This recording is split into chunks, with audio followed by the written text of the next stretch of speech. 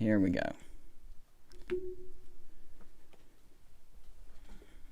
Well, guys, we're a little late with our live stream, but it was because we hit the wrong stream to start out with. So we were on time, but now we're not on time. But that's okay. We're still going to have the show. I have Mark Rogers here with me. We've been patient. Thank you guys for joining. I'm excited. I've been pumping this live show up. You know, since Mark is with me, me and him have been having a conversation. We thought you guys could hear us, but you couldn't. But now we're here. So we got this figured out. I'm going to go ahead and bring him on. You know, we already know what the deal is. We know it's me and Mark. Let's do this. You still there, Mark? I am. All right. Now everybody can see and hear us. We are good now. So let's jump this. Let's restart this conversation real quick. Basically, what we were saying is, you know, me and Mark, we've been talking to each other this week, trying to figure out what we want to talk about. We were gonna do rankings and stuff like that. And then this story about Oklahoma and Texas started ruling pretty much every news source outlet out there. So it is for real, and it is happening, and I think we'll get a confirmation on Monday. So let's go back to what we were talking about as far as when you first started hearing about it. What were your thoughts? What popped into your head as far as hearing, you know, Oklahoma and Texas going to the SEC?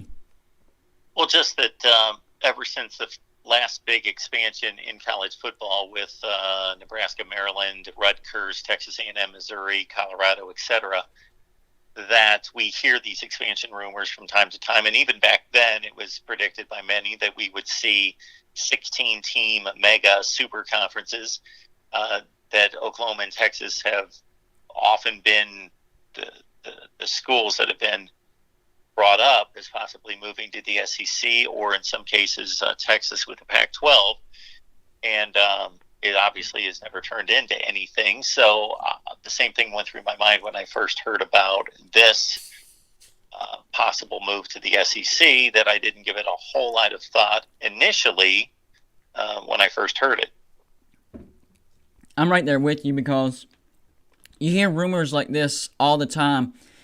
But it did catch my ear. I will say this. It did catch my ear because, I mean, let's face it, it's Texas and Oklahoma. And, you know, in my head, without Texas and Oklahoma, you know, that's the Big 12. When you say the Big 12, the first two names that pop in your head is Texas and Oklahoma.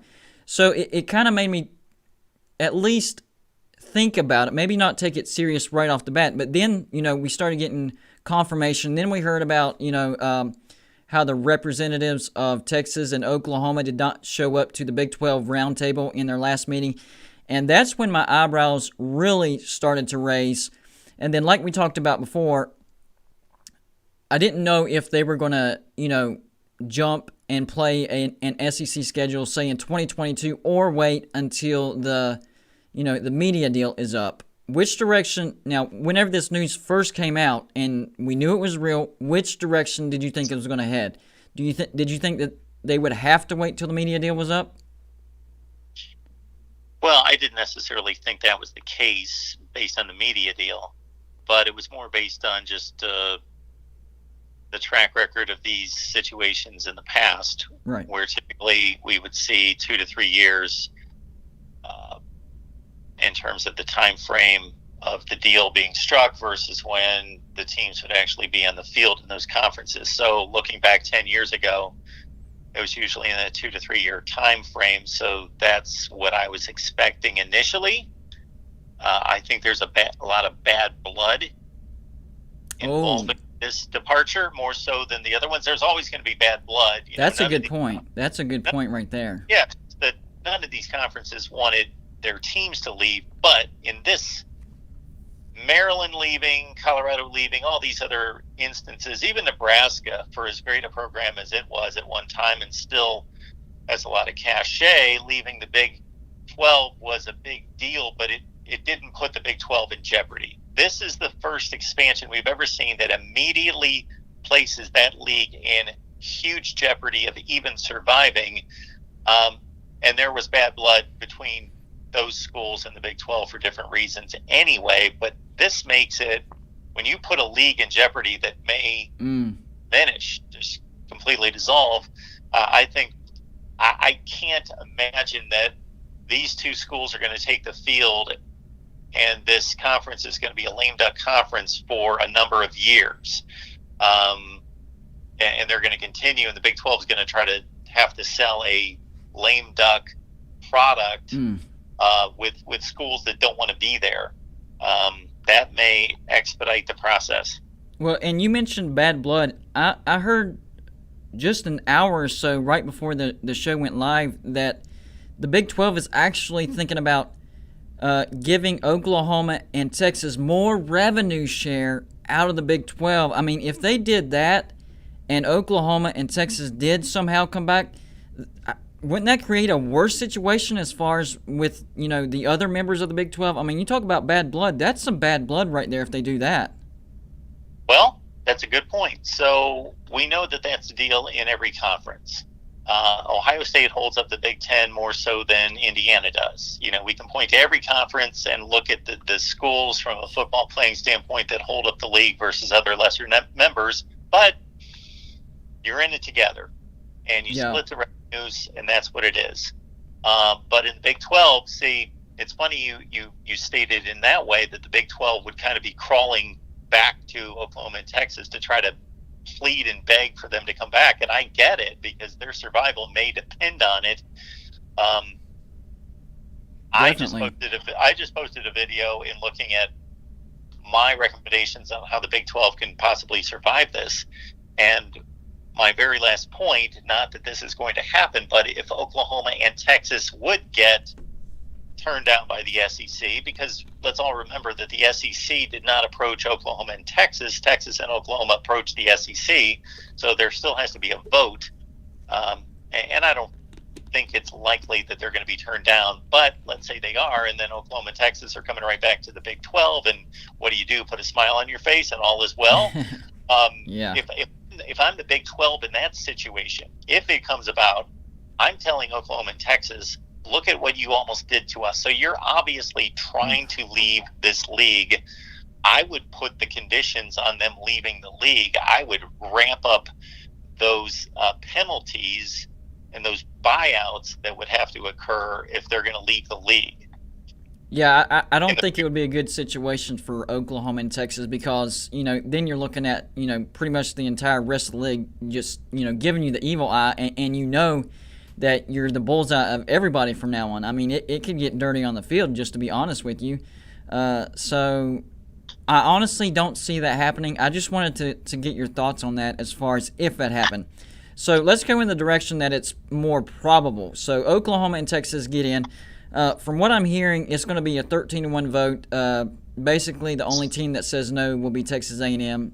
They still have to actually vote, so that's not a set in stone type of thing, but that's what I'm hearing.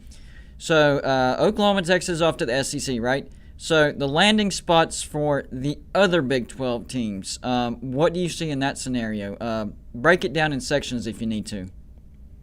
Well, the counter to all this is that the ACC, the Big Ten, and the Pac-12 don't have to do anything, but currently the way the power structure works in college football is that the SEC plays the best football on the field, and I don't think that's really an argument that they have the best products on the field. They have the most talent and they win the most games. Okay, well, the Big Ten is, I think, arguably the second best conference, and I'm talking year to year. I'm not talking to every specific year, but year to year. I agree. That the Big Ten is the second best conference in college football. What many college football fans may not recognize, though, or realize is that when it comes to TV ratings and attendance and, more importantly, revenue, that the Big Ten's right step in step with the SEC, and actually the past couple football seasons has distributed more revenue to its schools than even the SEC. So those are the two conferences that own college football from a monetary standpoint. They're paying out more than twice as much money to their schools in revenue than the other three conferences are. Yep. So for the Big Ten to try to, there are no other Oklahomas or Texases out there as free agents to get. So that's the problem for all these conferences. But for the Big Ten, I would think, and I have not looked at the academic portion of this, which is a huge component, because the Big Ten has certainly turned down a number of schools because they don't belong to the academic association research tier, and the same thing in the Pac-12. But there are requirements that I'm not necessarily aware of in the Big 12, the SEC, and the ACC that would disallow, unless there's some special dispensation, would disallow those conferences from adding certain schools. So, but strictly from a football and then to a lesser extent basketball standpoint and a money and market standpoint, Iowa State is a perfect fit for the Big Ten. Oh yeah. The rivalries right there in state, and they've had rivalries with Nebraska in particular in the past. So Iowa State's right there. Oklahoma State, from a location standpoint, makes sense. From a football standpoint, is a good add to the league. Kansas is a huge basketball add. So I would think that those would be the main targets for the Big Ten. West Virginia, geographically, could have a tremendous rivalry with Ohio State and Penn State. Of course, they used to play Penn State. Oh, yeah. And the old independent days. But West Virginia, as I understand it, doesn't have that academic standing. And, we could see them going to the ACC. So that's where I think the Big Ten targets are. The Pac-12 certainly could be going after those schools, as well as really anybody in that footprint. Geographically, they all make sense and would be a good addition to bolster Pac-12 football.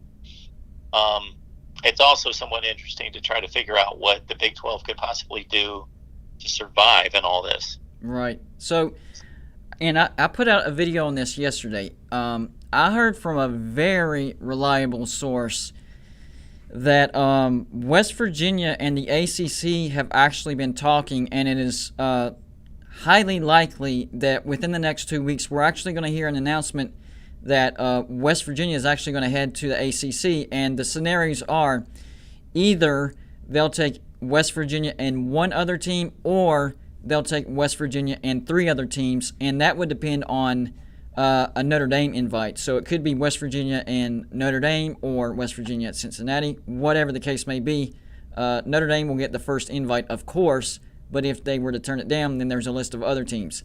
What do you think about West Virginia and the ACC? I think it's a good fit. Pitt is obviously a rival. Virginia Tech are right there. They used to play Virginia Tech more often, and that used to be a rivalry. Geographically, it makes sense. You got Louisville right there as a member of the conference.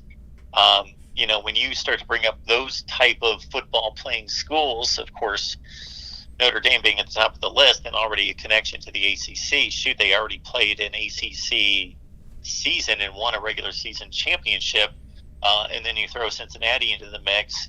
The ACC could, they're not matching Oklahoma and Texas per se, but it's not far away. And that second scenario you brought up obviously would lift the count to 18 in the ACC, which these conferences are way too big. They're already too big. It's getting ridiculous. If they're able to grab those three, and then my thought is you go to Florida and you grab UCF if you're the ACC. Yeah, and I saw that's a good point. And I saw one of my commenters in there suggesting UCF, and that would actually strengthen their footprint in Florida. And a lot of people don't realize UCF is actually a pretty large school as far as attendance goes, enrollees. It's a bigger school than what you think, and maybe that would help with their football program and recruiting. Maybe the only thing holding UCF back is being in the AAC, because in 2019 is really when they passed the mantle on to Cincinnati. And we forget, under Scott Frost, they went undefeated. They used to be a really good powerhouse in the group of five. Cincinnati comes along, takes the mantle. But I think going to the ACC could, return UCF to that spot as far as recruiting and being able to play at a high level. Yeah, UCF has so many advantages They're in arguably the best football playing state in the country from a high school standpoint, either Texas or Florida. They're in a large city, Orlando, that has obviously the draw of Disney and a lot of celebrity and business there and money. Like you say, the enrollment is huge. It's one of the top 5 most largest enrollments in the country, and therefore, when you've got a large enrollment, you also have a large alumni base. And again, like you just mentioned, they've done it on the field at a fairly high level, depending on how you view their competition. But they played at a high level just a few years ago. And then you add, they just grabbed Gus Malzahn, who has some SEC experience. Gus Malzahn is actually a very good recruiter. His only downfall is developing his quarterbacks. That's his biggest flaw. But at UCF, especially if they were to go to the ACC, I'm pretty sure he could recruit at a high level. I would say in the top 25 for UCF. I think he could do it. Oh, well, he brought in, top 10 classes at Auburn. Yes. So once UCF, with all those other advantages that I just mentioned, is playing in a major conference, then I would have no reservations about them reaching top 25 recruiting status. The more we talk about UCF, if it came down to Cincinnati and UCF, if I were the ACC, I would actually choose UCF because of all the reasons you just listed. Before this show, I would have told you Cincinnati because of their success on the field, but UCF has way more advantages. They have way more to offer to the ACC. So if it were to come down to Cincinnati and UCF, I would take the Knights. Absolutely. A lot of people get caught up in the moment. And right. Like you just mentioned, Cincinnati's been the best team in the group of 5 for the past 2 seasons, but you can't – that's like saying a couple of years ago, and even to right now, Memphis is on a really good run, but Memphis has had decades of awful football teams, and so it's not a given that Cincinnati's going to have this amazing football program. They've found the right coach, they've poured some money into it because of that, and they're on a good run, but it's not a given that they're worthy of playing in the ACC. And right. even with UCF, they had an 0-12 season, of course, right before Scott Frost, but yeah, that's right. At the same time, Cincinnati doesn't have what we just mentioned and outlined for UCF. Now, somebody earlier, whenever I put out my video about that, somebody earlier mentioned Memphis and saying that could extend the ACC's footprint in Tennessee. I thought that was an interesting choice as well if they were to try to go out and get Memphis. What would you think? I would think that's okay.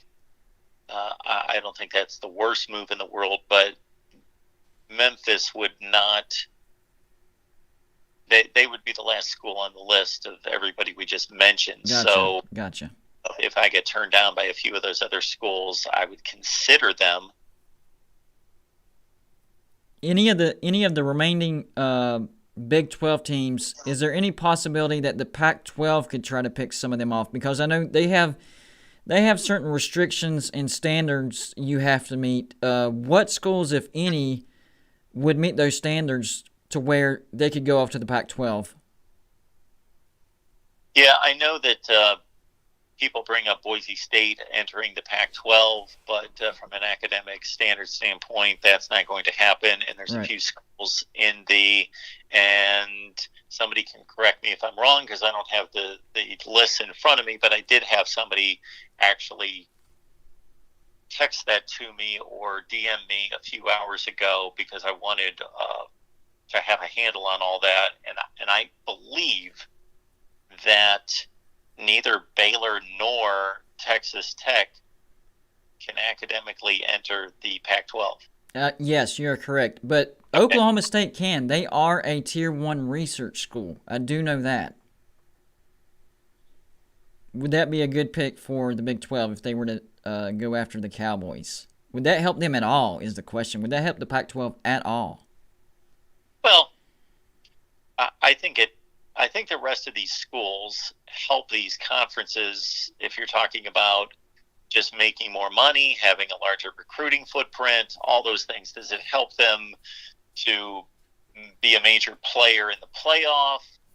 Anything like that? No, because none of them are playing at that level, nor have they shown the capability to play at that level. Oklahoma State, 10 or 12 years ago, had a couple breakthrough seasons that made them look like they were about to approach that type of consistency. But Right. If there's an 8-4 program out there, it's Oklahoma State. So that's a good add for the Pac-12. It brings them further into the middle part of the country in exposing their brand of football to other regions. But it's not a major TV market.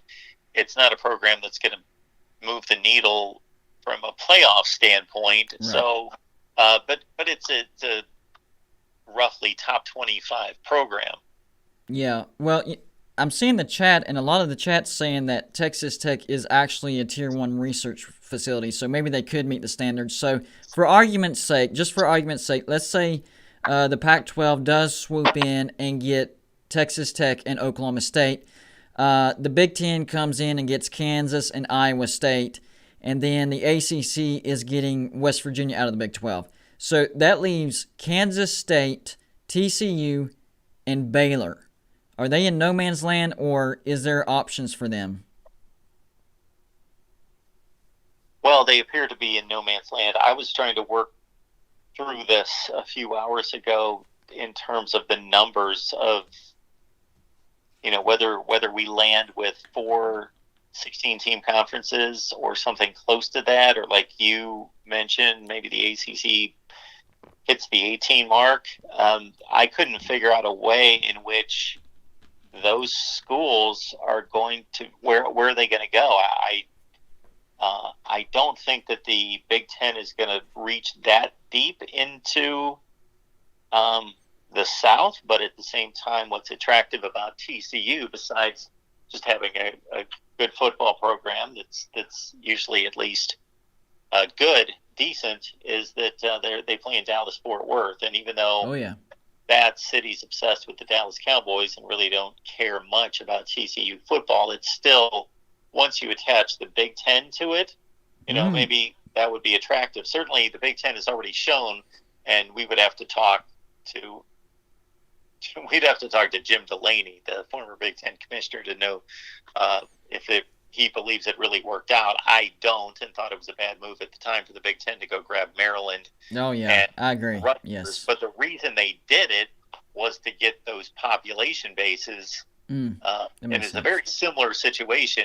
Rutgers is just outside of New York City. Yeah. Maryland is near Baltimore and Washington, D.C., but those cities don't care about those football teams.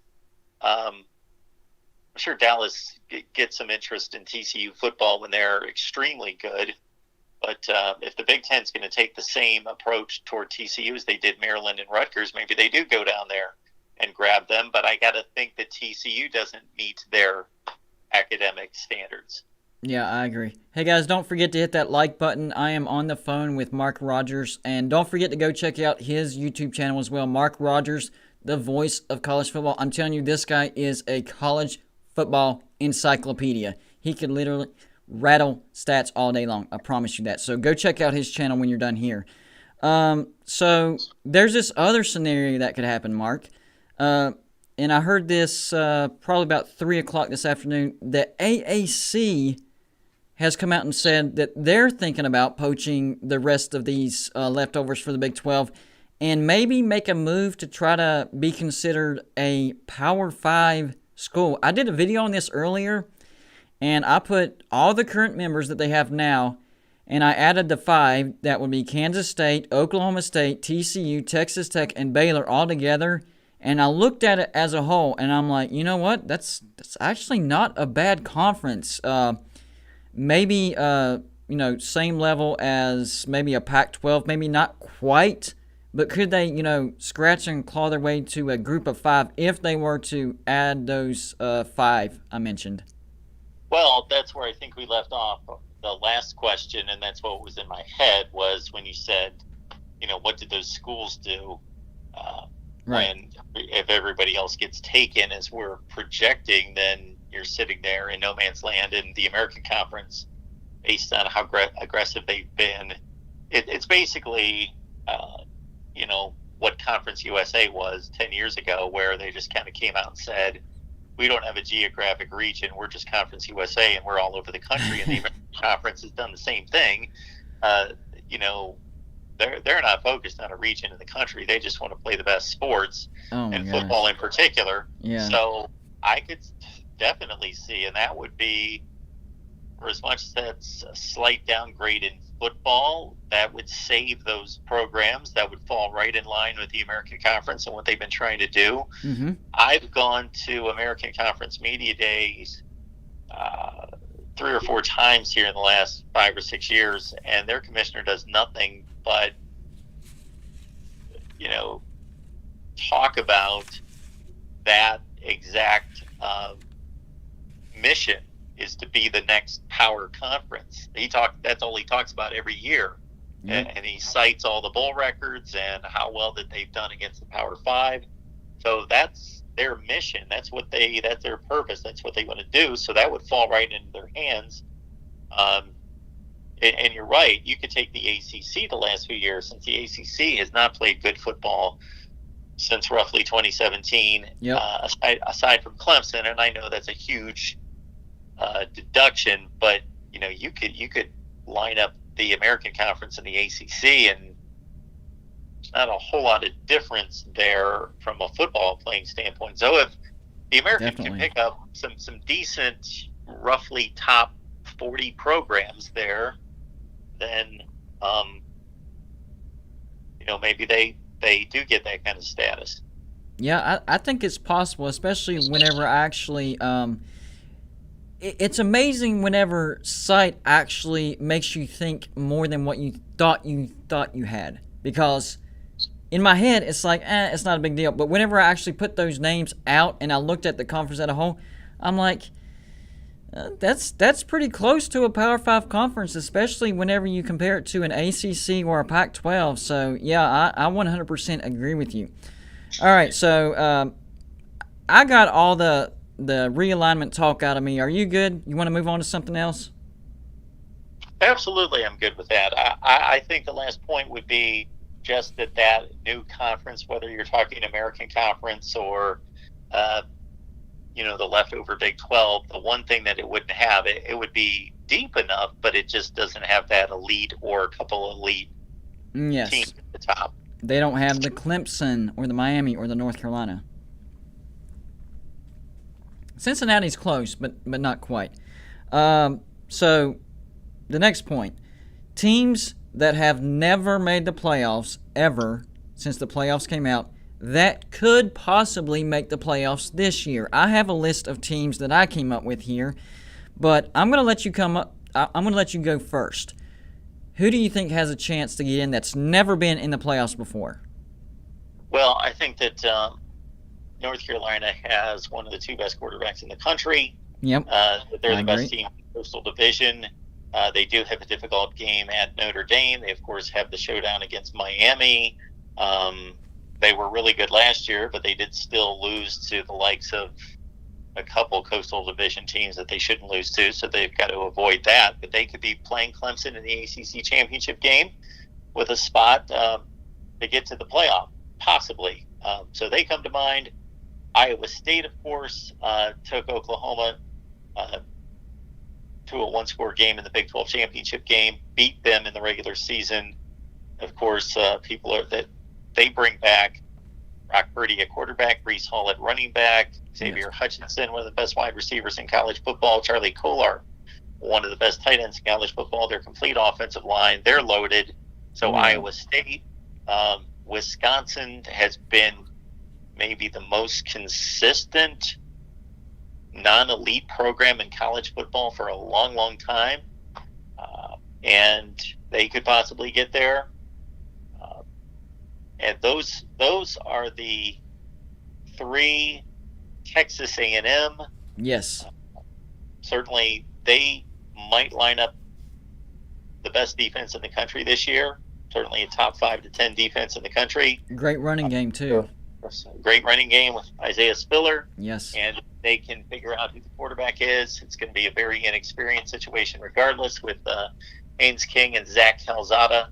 Texas A&M would be on my list as well. Yeah. Real quick, guys, in the chat, don't forget you can hit that $ super chat to support the channel. Every little bit helps, keeps the channel going. Don't forget you can do that. Any amount helps.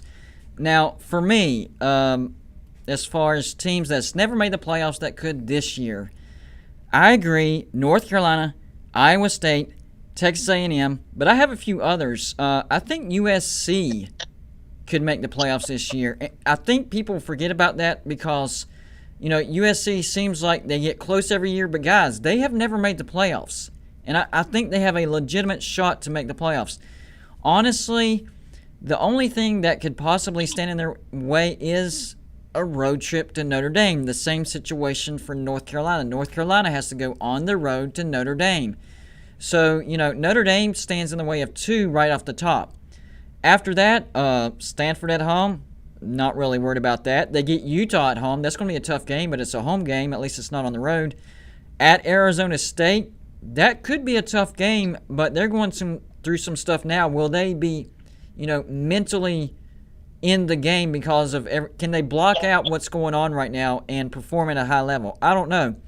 So, for me, USC, it comes down to the road trip to Notre Dame and the consistency of Keaton Slovis. Can he be more consistent this year?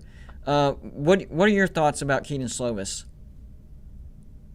I think that there was something wrong with Keaton Slovis last year. Yeah. I think there was something wrong. I talked to USC people. There was something wrong just watching him play. He still got the job done, but he couldn't put the velocity on the ball that he did the year before.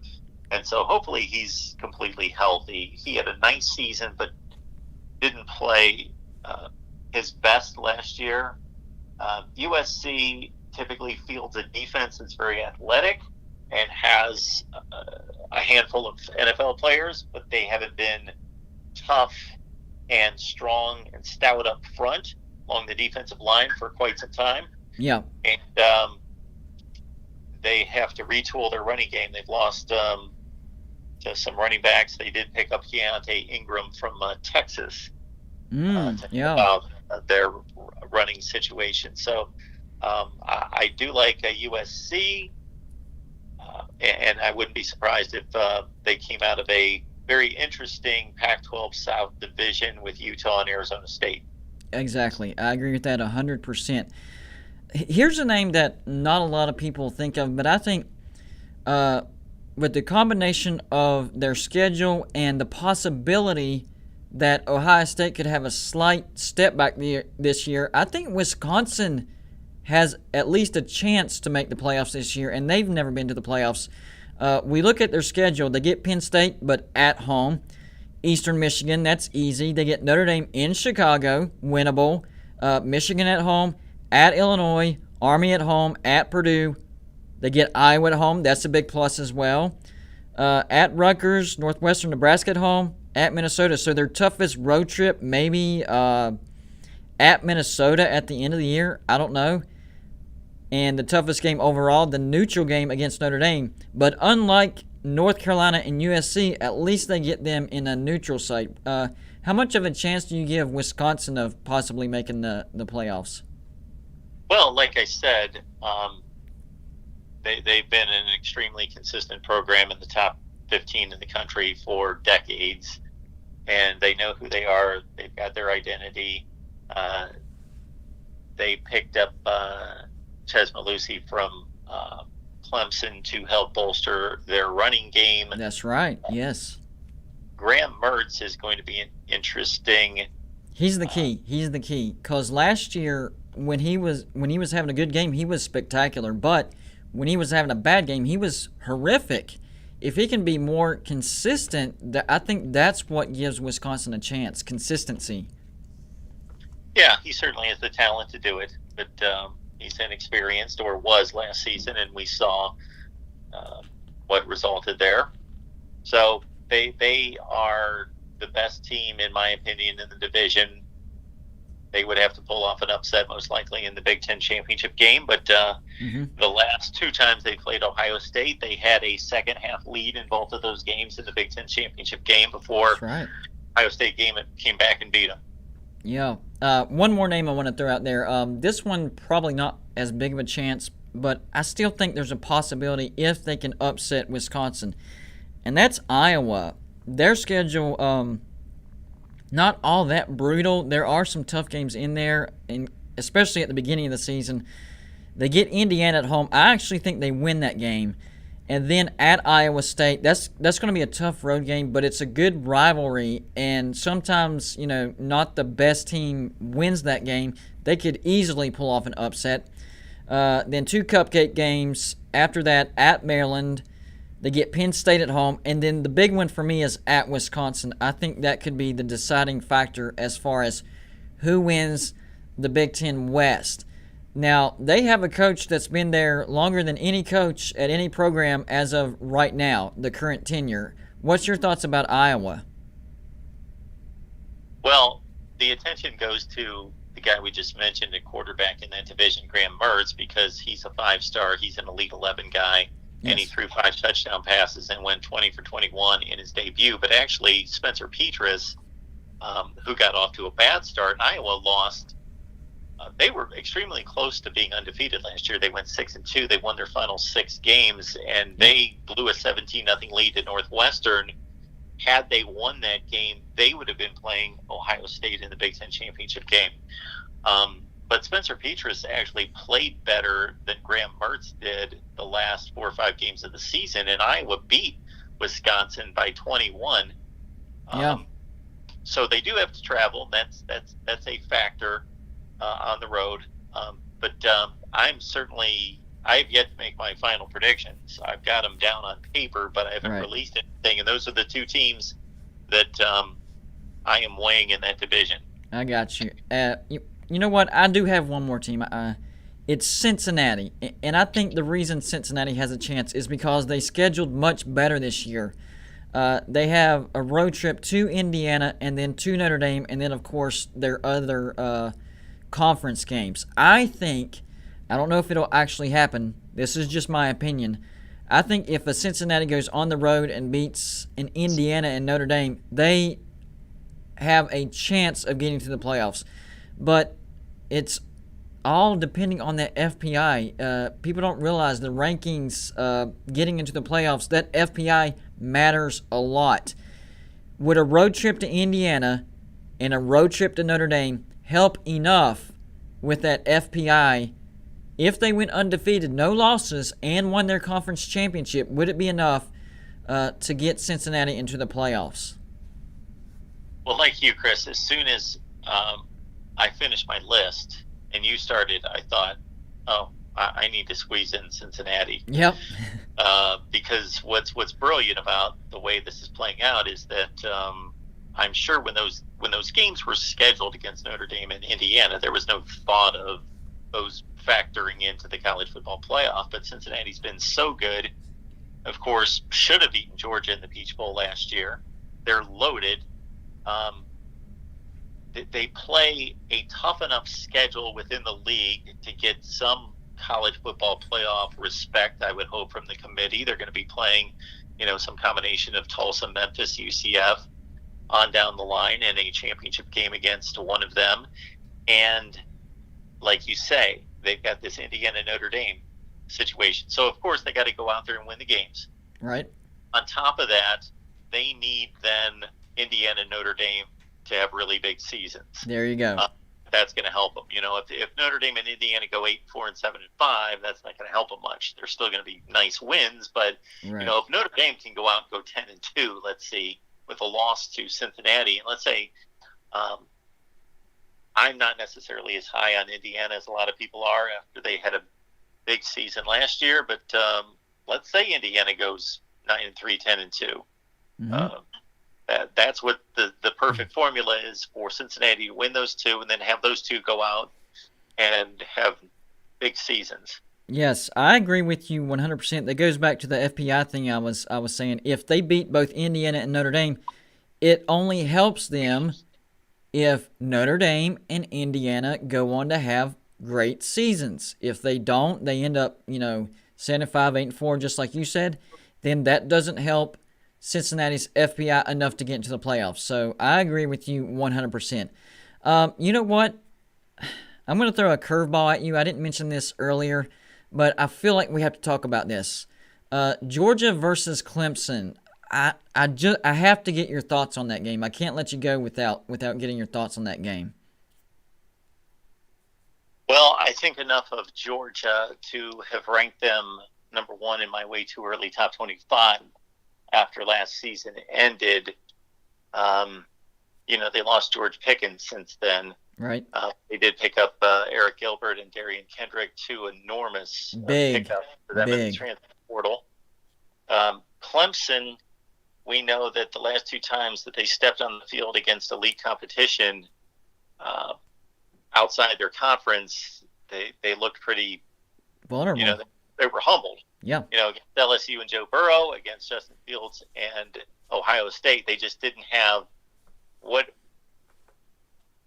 intrigues me about Clemson is, so in 2018, the year that they beat Alabama by 4 touchdowns in the championship game, they just had a vintage elite defense led by, of course, that amazing defensive line that all went to the NFL. Since then, their defensive metrics inside the ACC are just as good, but they have shown that they're obviously not up to the challenge once they hit an elite offense and elite talent. So we'll see if Clemson is that same team or if they are a championship caliber Clemson team.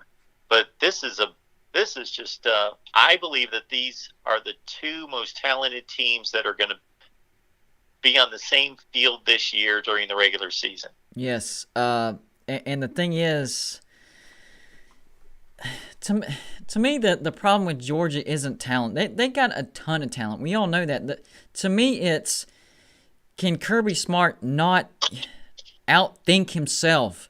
He'll get out to leads on teams, and then for whatever reason in the second half, he changes the game plan and gives the game away. Do you think he'll have enough sense in this game to not do that? It's a great question. We've seen him make blunders in those big moments. We are going to have to see him not make one of those blunders. I mean, that's the bottom line, yeah. I don't know what to tell you. We just have to see it play out. Hopefully he's learned from his past. Hopefully he's learned from two things. Hopefully he's learned how to manage a game. Mm-hmm. And number two, hopefully he's learned how to choose the right quarterback and develop him. Yes, and that's what I've been trying to explain to Georgia fans, because I put out my Georgia-Clemson prediction, and they were not happy with that. And I kept trying to explain, well, I hope Kirby's learned his lesson. We just haven't seen it yet. He did much better against Cincinnati. They actually came back and won that game, yes. But Cincinnati and Clemson are two completely different animals. So I am one of those people where it's, I believe it when I see it. But you brought up a good point as well. The last time that Clemson played, elite opponents twice in a row, they were humbled badly, embarrassed off the field, in fact. So, can they bounce back? And the thing that I've been hearing from Brent Venables is he's come out and said he's realized his defenses have not been physical the past few years, and this year he is especially preaching physicality, over technique, over everything this year. He says, the technique's there, the talent's there, it's the physicality that's not there. I agree with him, except for Sosky. I think he's got the physicality for sure, but the rest of that defense needs physicality, and he's come out and said, hey, we know it. We know we haven't been physical, and that's what we're focusing on. So do you think Clemson could get back to being that dangerous defense that we saw, a couple years ago? Well, I think that their defensive line is legit at an elite level. I don't know if their back seven is they bring back 10 of 11 starters on defense. Right. So they are the guys that got torched to 49 points last year against Ohio State and got torched by Joe Burrow, minus Darian Kendrick, who projected to a first-round pick. So he's playing for the other guys. It's got to be proven to me that they've upgraded that much. So, this next question, you can decline it if you want to. You're more than welcome to, but I have to ask you, who you got, Georgia or Clemson? Well, I can make a prediction right now. It's not necessarily going to hold. I'll make my official prediction sometime before the game. Fair enough. That's fair. Game week, but if they were going to play tomorrow night, I'll go. I'm going to go 34-31 Georgia. Oh, I like, that is fair. I predicted Clemson I predicted Clemson with a 10-point lead. But the closer we get to the season, maybe I stretched that just a little bit, but I'm still confident that Clemson will win the game just because I don't trust Kirby Smart as much. Now, he could very well prove me wrong and Georgia pull off the win. This is not, it's Clemson no matter what. Georgia definitely is capable of winning this game. So, would it surprise me if Georgia won? Absolutely not. They are the most loaded team in the nation this year. So, of course not. It's just that coaching. All right, the last thing I want to talk about with you is Alabama not making the playoffs. Now, Clemson has made the playoffs 6 years in a row. That's not the case for Alabama. They actually missed the playoffs in 2019. And this year, they lost a lot of offensive production. Now, we know Alabama reloads. But I do think that there's an adjustment period, and 2019 proved to be one of those years. What do you think? Do you think 2021 could be one of those years where Alabama's just in that slight adjustment year? They still have a great season, but they just barely missed the playoffs. And that would be similar to 2019 because once we got to the playoffs in 2019, LSU, Clemson, and Ohio State were undefeated. They were clearly the three best teams in the country, and then Oklahoma earned the playoff spot because they only had one loss as a Big 12 champion, but then they showed that they didn't belong with those other three teams, and they got blown off the field. And people asked me all month prior to that game and after the college football playoff selection if the committee got it right. And I said, well, yeah, they chose the team that earned it, Oklahoma. They won a conference. They only lost one game. But I said, they're not the fourth best team in the country. The other team is Alabama. Yeah. Alabama would have gone out and been losing by 7 touchdowns or given up 7 touchdowns in the first half to LSU. Right. So that Alabama team missed the playoffs, but they were still one of the 3 or 4 or 5 best teams in the country at the end of the year. Yeah. Yes, I agree. And they lost. I would say throughout the year they lost LSU by 5 points. They lost to Auburn. They didn't have their starting quarterback, so they also didn't have Tua Tagovailoa for a portion of that season. So they might have been there.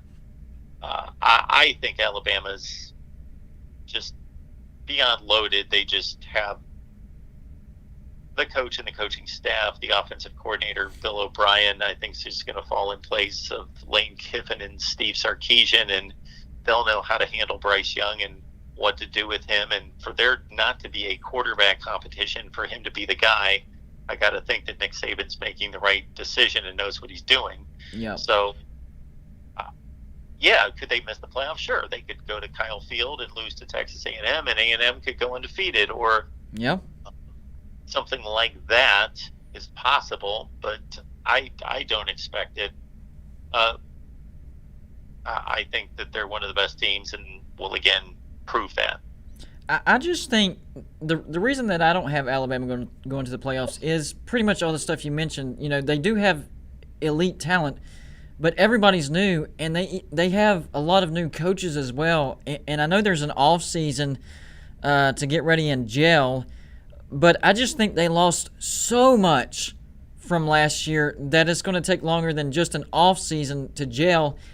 And we forget it don't take much to miss the playoffs, and I think Alabama does just enough to miss the playoffs. They're still going to be a great team. I do think they go on the road and lose to Texas A&M. And then, we might have a scenario where Texas A&M blunders and they end up losing 2 other games, and then Alabama still gets into the SEC championship. And I think Georgia would beat Alabama in that scenario as well. So either way, they lose to A&M. A&M gets to the SEC championship, or they somehow get to the SEC championship and lose to Georgia. I just think there's too much newness to Alabama this year. Having said that, you're right. Alabama reloads this year, and they have the greatest coach of all time in college football. That argument is shut and closed with last year's national championship. So they do have the greatest coach of all time. So, of course, you can't completely, say that they're not going to make the playoffs. But when I looked at their schedule, the 2-game stretch that really made me raise my eyebrows is whenever they put the home game against Ole Miss and then the road game against Texas A&M. Do you think that they will get through that 2-game stretch without a loss? Well, they could certainly lose either one of those games, but if somebody held a gun to my head, I'd take Alabama to win those 2 games. I know that all focus is on the offensive side of the ball, but people obviously remember the names on the offensive side, and 3 of those guys were Heisman finalists. But their defense, they lose Patrick Surtain at one corner, and the rest of the defense is back. They're just loaded on defense, and I think their defense is going to understand that they will need to be stout to hold up the offense for a third of the season or so. That's fair. Yeah. So one more thing before you get off here. I gotta know, who do you think gets invited for the Heisman Trophy presentation? I'm going to say your final 3. Who would your final 3 be? Oh, wow. I know that's hearsay. I know we have an entire, season to go through, but I love to ask that question at the beginning of the season. Yeah, there are few things in college football that I give less thought to than the Heisman Trophy. But unless I think somebody got snubbed, then I'll right. Video. I gotcha. Go on a rampage about it. But I'm right there with you too. It's not like predicting games. People, when they ask me to predict who's gonna win the Heisman Trophy, I said, well, you understand, you're asking me to predict what somebody else is gonna vote. You're not right. asking me who the best player in the country is. You're asking me who's going to be voted that, and I don't have a vote. Well, hold on. Okay, fair enough. Let me rephrase my question then. Who do you think will be the 3 best players at the end of the season? How about that? The 3 best players that handle the football, because that's what the Heisman Trophy would be. Okay. So most likely we're going to have, try not to miss anyone, let's go with Sam Howell, Spencer Rattler, and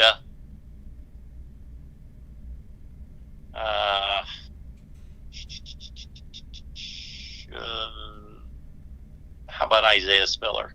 That's fair. The only thing that I would switch would be Isaiah Spiller with Breece Hall. I love Breece Hall.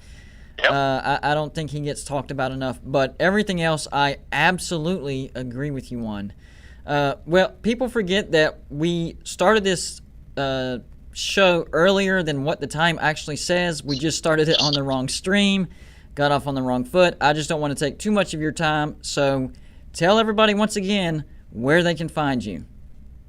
Yeah, just go to YouTube and search The Voice of College Football, or you can just type in markrogerstv.com and you should be able to find me. And we've got videos posted every day, live streams, call-in shows all week. And if you're locked in on any particular team, we might have your team covered as well, because we have, at last count, I think the number is 22 team channels. Wow. Oh, I meant to ask you, best, right off the top of your head, best West Virginia player of all time. Sorry. Best Virginia player of all time. Yeah. Best West Virginia player of Is it? I know I got to be missing somebody. Is it?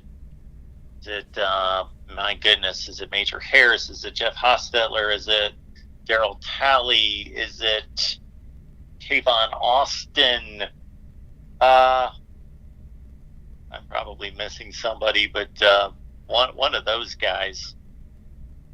I agree. That wasn't a trick question. You got it right. All those were great. I forgot. Did you mention Pat White though? Did you mention Pat White? Did not mention Pat White. That's the only miss. That's the only miss. But every other answer was correct. You got it correct, sir. I appreciate it. Amos Zaraway. Yeah, that's right. That's right. I actually did forget about that one. Good stuff, man. Good stuff. Hey, I appreciate you coming on, man. It was a blast. I had a great time. Great time. I appreciate it. Great conversation. I hope we can do this again sometime. All right, bud? Absolutely. Thanks for having me. No problem. You have a good night, bud. You too. Bye-bye. Mark Rogers, man. That was, hold on a second, guys. Sorry, my producer was giving me a heads up on something. Yeah, Mark Rogers, the dude knows pretty much everything there is to know about college football, and you saw it live. I tested him. He passed the test. We did not rehearse some of those questions. We did not. I mean, we knew we were going to talk about Oklahoma and Texas going to the SEC. Of course, that's big news. We knew we were going to talk about where teams were going to land. We knew we were going to talk about teams that's never been to the playoffs that might get there this year, and Alabama possibly not making the playoffs. But that other stuff, I made it off the top of my head, and he still, boom, boom, boom. Dude is a college football encyclopedia, so that was freaking awesome. I hope he comes on the show again. I had a great time. So, let's see what's going on in the chat real quick. Y'all knew I wasn't going to immediately end the show, right? Like, y'all knew that.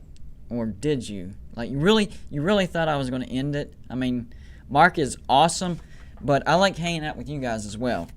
I do hope he comes back on the show. Let's see here. Yes, Colby, I agree with you. Mark Rogers is a college football encyclopedia, and his channel holds true. He is the voice of college football, guys. Y'all need to go sub him up. Amazing stuff he comes up with. Thank you, Tiger Baskins. He says, this show has been amazing. I appreciate the support. Y'all know that. Traveling Fools is in the house. Huffer Billy Paul, the bet. I'm seeing some new names in here, too. Kyle Keller, haven't seen your name. He says, what is the whole Pizza Woman thing? There's a story behind that, but you're going to have to ask Pizza Woman herself. I don't know the whole thing, and I don't want to mess it up. Huffer Billy Paul says, Mark is also sober. Yes, he is, and very, very smart. St. Timothy says, Near's going to the ACC. Yes, they are going to the ACC. I'm expecting an announcement in the next 2 weeks, but there's a possibility we could see an announcement as early as the beginning of next week. So we'll see. Dakota the Gamer says, love your channel. I appreciate the love. I appreciate your support. I hope you continue loving the channel. That's why I try to, this is one thing that I try to tell my subscribers. It's one thing to get subscribers. It's a completely different thing to keep your subscribers. So if I'm keeping you guys, I'm doing something right. So I appreciate it. Eric Phipps says, Eric Phipps. Let me make sure I pronounce that correctly. New subscriber here. Good stuff. Appreciate it, man. Let's see. Oh, wait. Dur Wake. Mark was great, but he was 100% wrong about Texas Tech, I'm guessing. We are a Tier 1 research university, and I did correct that if you noticed. So I'm thinking that Texas Tech and Oklahoma State could actually get grabbed up by the Pac-12. So, yeah.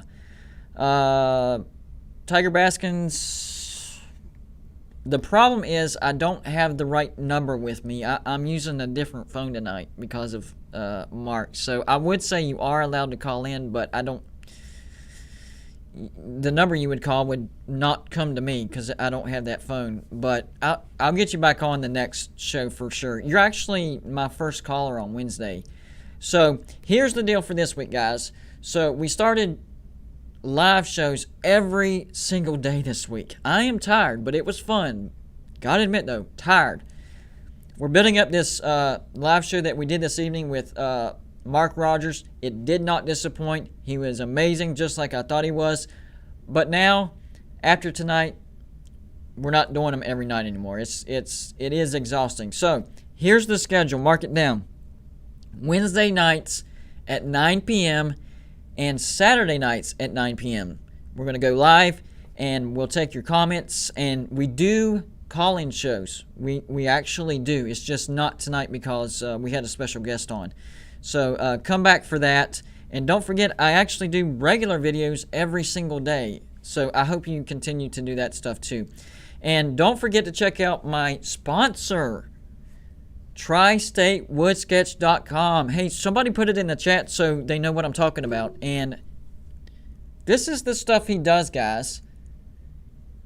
Because of the green screen, it is a little transparent, but you can tell. So basically, all you do is you send him your picture, and he puts it on a piece of wood. And right now, if you go to TriStateWoodsketch.com and mention that Gold and Blue Dude sent you, you're actually getting a buy one, get one free deal. I mean, it doesn't get better than that. Look at that. That is amazing. And with the green screen, it actually looks a little crazy. But trust me, it's awesome. So go check them out, TriStateWoodsketch.com. Mention that Gold and Blue Dude sent you, and you get buy one, get one free. Real quick, there you go. Wisconsin fan got it. Go check them out. Just mention my name, buy one, get one free. Let's see. Lava Claw. Could you see West Virginia going independent? How would you feel about that? Absolutely not. West Virginia does not have the brand nor the name to go independent. That would be horrendous. I really hope that doesn't happen. I think we would actually have trouble scheduling, like filling out the schedule with high-quality names. West Virginia needs a conference right now. Now, if we were to get on to a hot streak and start building back our name, our brand, our clout, then yeah, we could go independent. But right now, our brand is not strong enough to go independent. Let's see. Hoverbilly Paul says he loves the bet's saltiness. The bet is always salty, so yeah, agree with that. Dylan Vance says, I predict this will be the last year of the Big 12. I predict that you will be correct with your prediction. Yeah, it's going to get picked apart. Teams are going to be leaving. This is the farewell tour of the Big 12 this year in 2021. Oklahoma, Texas going to the SEC.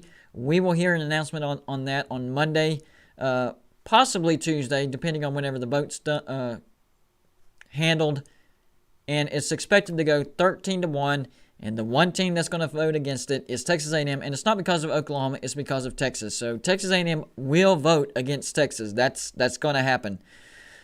Colby says, Gold and Blue Dude prayers for BBD. Absolutely. I don't know what happened. But whatever the case may be. And y'all can fill me in on that if you want to. Just email me at refsuck.com. Somebody get that on the chat. Y'all can email me and fill me in. I don't want to make y'all, explain it here on the chat. So just email me. But definitely, prayers up to BBD. I actually met him up in Atlanta for the Slob Olympics. Amazing guy. Very, very giving, very humble guy. So, he had a stroke. Yes, definitely. I'm going to reach out to him because I did not know that happened. So, yeah, that's sad to hear. Will Petrie, one of the moderators, posted my email. So yeah, that is sad, and I would definitely pray for BBD. He's a good person.